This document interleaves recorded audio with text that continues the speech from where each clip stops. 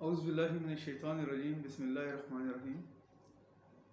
आज के इस लेक्चर में हम बात करेंगे कि फ्रेज़ और क्लॉज में क्या डिफरेंस होता है, the difference between phrase and clause.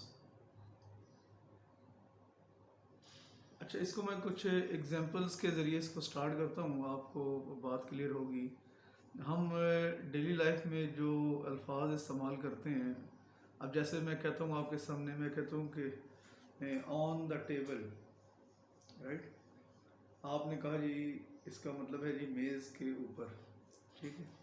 फिर मैं कहता हूँ जी अंडर द चेयर, इसका मतलब हुआ कि चेयर के नीचे, कुर्सी के नीचे। फिर मैं कहता हूँ इन द एयर, हवा में, राइट। फिर मैं कहता हूँ बिहाइंड द सीन, मंजर के पीछे, यानी जो बज़ाहिर चीज़ दिखाई दे रही। ये जो अल्फाज हैं जो कि मैं ऐसे ग्रुप्स के अंदर यूज़ कर रहा हूँ, इन अल्फाज को सुनने के बाद अगर आप इनके ऊपर गौर करें तो आप इसमें से कुछ ना कुछ मीनिंग जो है वो निकाल लेते हैं। कुछ मीनिंग आपको इस बात का समझ आ जाता है, लेकिन फिर भी अभी तक वो मीनिंग आपके ऊपर क्लियर नहीं होता कि भाई अगर ऑन द टेबल मैं बात कर रहा हूँ तो ऑन द टेबल क्या चीज़ है जिसके बारे में मैं बात कर रहा हूँ, ठीक है। जब तक मैं अपनी बात को कंप्लीट नहीं करूँगा तो ये ग्रुप ऑफ वर्ड्स जो है on the table, three words are there in this group of words, right. तो ये आपको मीनिंग क्लियर नहीं कर रहा ना। तो इस तरह के जो ग्रुप्स ऑफ वर्ड्स होते हैं उन्हें हम फ्रेजेस कहते हैं। तो how can we define it? तो डेफिनेशन इसकी आप बुक्स के अंदर पढ़ सकते हैं। A phrase is a group of words which gives us some sense but not a complete sense. यानी कि एक अल्फाज का एक ऐसा मजमूआ जो हमें कुछ मानी दे रहा होता है लेकिन मुकम्मल मीनिंग हमारी हमें समझ नहीं आ रहा होता। तो ऐसे ग्रुप्स ऑफ वर्ड्स जो होते हैं दे आर कॉल्ड फ्रेजेस। जैसे मैं कहता हूँ the sun rises in the east, कि सूरज मशरिक से निकलता है। अब मैंने इसको द सन राइजेज के साथ मिलाकर एक सेंटेंस के अंदर फिट किया तो अब आपको इसका मतलब बिल्कुल क्लियर हो गया है कि मशरिक से सूरज तुलू होता है। अगर मशरिक से की बात हो रही है तो उसके साथ सूरज तुलू होने की बात होगी तो वो अपना मीनिंग जो है वो मुकम्मल करेगा, फ्रेज जो है, ठीक है।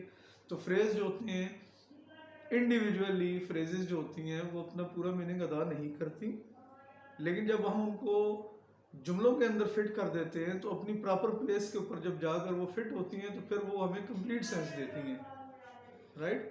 तो phrases are the groups of words which give us some sense but not a complete sense.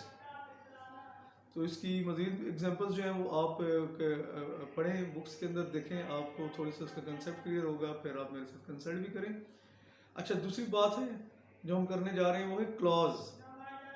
अच्छा, क्लॉज की जहाँ तक अगर हम बात करते हैं तो क्लॉज जो है ये भी एक ग्रुप ऑफ वर्ड्स ही होता है, और लेकिन इसमें और फ्रेज में फ़र्क कितना है कि ये एक मुकम्मल सेंटेंस भी हो सकता है और किसी सेंटेंस का कोई पार्ट भी हो सकता है, लेकिन कंडीशन एक है, वो ये कि क्लॉज का अपना सब्जेक्ट और अपना प्रेडिकेट होना चाहिए। जैसा कि आप पहले पढ़ चुके हैं कि एक सेंटेंस के दो मेन पार्ट्स होते हैं, एक उसका सब्जेक्ट होता है और एक उसका प्रेडिकेट होता है। तो जो क्लॉज होता है उसका अपना एक सब्जेक्ट और प्रेडिकेट होता है, रिगार्डलेस ऑफ दिस कि whether it is a complete sentence और it is a part of any longer sentence, right. ये खुद भी एक सेंटेंस हो सकता है, किसी बड़े सेंटेंस का एक हिस्सा भी हो सकता है, लेकिन कंडीशन हमेशा एक ही होल्ड करेगी, वो ये कि इसका अपना सब्जेक्ट और अपना प्रेडिकेट होना चाहिए। अब जैसे मैं आपके सामने एक मिसाल रखता हूँ कि आई सॉ अ बॉय, मैंने एक लड़के को देखा, who was standing in the room, जो कमरे में खड़ा हुआ था। अच्छा, अभी देखें इस जुमले के अगर मैं पार्ट्स बनाऊं तो मेरे पास दो मेन पार्ट्स बनते हैं, आई सॉ अ बॉय और फिर दूसरा है who was standing in the room. अच्छा, अब जो मेन सेंटेंस है उसका सब्जेक्ट तो ये आए कि मैं, और प्रेडिकेट है saw a boy who was standing in the room, ये उसका प्रेडिकेट है ना, ये मुकम्मल प्रेडिकेट है इसका। तो this is the main sentence. अब अगर मैं इसको पार्ट में डिवाइड करूं, who was standing in the room, अब देखें हु वाज स्टैंडिंग, हु इसका सब्जेक्ट है और वाज स्टैंडिंग खड़ा हुआ था, ये इसका प्रेडिकेट है। तो सेंटेंस के अंदर एक सेंटेंस है, there is a sentence within a sentence, right. तो जब सेंटेंस के अंदर एक सेंटेंस हो जो कि अपना सब्जेक्ट और अपना प्रेडिकेट रखता हो, that is called the clause, इसको हम क्लॉज कहते हैं। तो देखिए फ्रेज और क्लॉज में एक बहुत बड़ा डिफरेंस है कि फ्रेज जो होता है वो तो एक सिंपल ग्रुप ऑफ वर्ड्स होता है जो कि हमें एक कंप्लीट मीनिंग भी नहीं दे सकता उस वक्त तक जब तक हम उसको किसी सेंटेंस के अंदर फिट करके हम उसको यूज नहीं करते, उस वक्त तक हमें कंप्लीट मीनिंग नहीं देता। जैसे मैं कहता हूँ there is a book on the table, अब ऑन द टेबल अगर अकेला स्टैंड करेगा तो ये मुझे कोई मीनिंग नहीं देगा, लेकिन जब मैं कहूँगा there is a book on the table तो फिर ये बात आपको बिल्कुल क्लियर कट समझ आ जाएगी। तो फ्रेजेस जो होती हैं वो इस चीज़ की मोहताज होती हैं कि उनको किसी सेंटेंस के अंदर एक प्रॉपर प्लेस दी जाए, तो then they convey their complete meaning, individually वो अपना पूरा मीनिंग अदा नहीं कर रही होती। ऑन द अदर हैंड जो क्लॉज होती है वो भी एक ग्रुप ऑफ वर्ड्स होता है, पार्ट ऑफ अ सेंटेंस होता है, लेकिन वो अपना इंडिविजुअल मीनिंग भी अपने अंदर रखता है because it contains its own subject and predicate, इसका अपना सब्जेक्ट और प्रेडिकेट इसके अंदर मौजूद होता है ना। अब मैं कहता हूँ यू कैन सिट, आप बैठ सकते हैं, वेयर एवर यू वॉन्ट, जहाँ पर भी चाहें आप जहाँ चाहे बैठ सकते हैं। अब देखें वेयर एवर यू वांट, अब wherever you want, you subject और इसका वांट इसका प्रेडिकेट इसके अंदर मौजूद है। हालांकि एक बड़े जुमले का हिस्सा है कि you can sit wherever you want, तुम जहाँ चाहो बैठ सकते हो, तो ये यहाँ पर क्लॉज की हैसियत रखता है, ठीक है। अच्छा, I search for the book wherever they directed me, मैंने किताब की तलाश की जहाँ कहीं भी उन्होंने मुझे हिदायत की कि यहाँ पर इसको तलाश कर लो। अब ये हमारे पास एक क्लॉज है ना।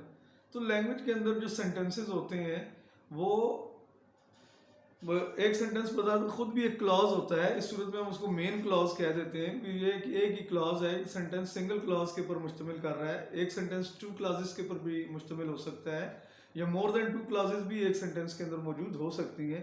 और जिस वक्त हम काइंड्स ऑफ सेंटेंसेस पढ़ेंगे तो हम उसमें पढ़ेंगे कि एक सेंटेंस में जो है ना कितनी ज़्यादा क्लॉजेस हम एक वक्त में एडजस्ट कर सकते हैं, there is no limit for that. तो आप ये चीज़ ध्यान में रखें कि फ्रेजेस जो है ना, फ्रेजेस तो बिल्कुल जस्ट ऐसे हैं जैसे कि अल्फाज होते हैं, बस ये कह लें कि वो एक वक्त में एक से ज़्यादा अल्फाज का एक मजमुआ होता है जो कि हमें कुछ सेंस देता है, लेकिन कंप्लीट सेंस नहीं दे सकता, उस वक्त तक नहीं दे सकता जब तक हम उसको किसी सेंटेंस के अंदर फिट कर नहीं इस्तेमाल करते। जबकि दूसरी जगह अगर देखा जाए तो जो क्लॉज होता है उसका अपना सब्जेक्ट होता है, अपना प्रेडिकेट होता है, that can stand as a full sentence, वो एक पूरा सेंटेंस भी का मीनिंग भी अदा कर सकता है। तो मुझे उम्मीद है कि आपको फ्रेज और क्लॉज का जो बुनियादी डिफरेंस है वो बिल्कुल समझ आ गया होगा।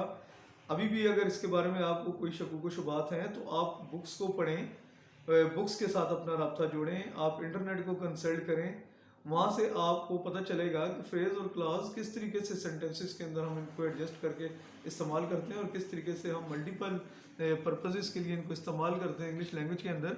लैंग्वेज जो है वो सारी की सारी फ्रेजेस और क्लॉजेस पर ही मुश्तमिल है। तो फ्रेज और क्लॉज का कंसेप्ट होना that is very important for you. ये चीज़ आप जितना ज़्यादा बेहतर बनाएंगे आपकी लैंग्वेज इंशाल्लाह उतनी ही ज़्यादा इम्प्रूव होती चली जाएगी। बहुत बहुत शुक्रिया।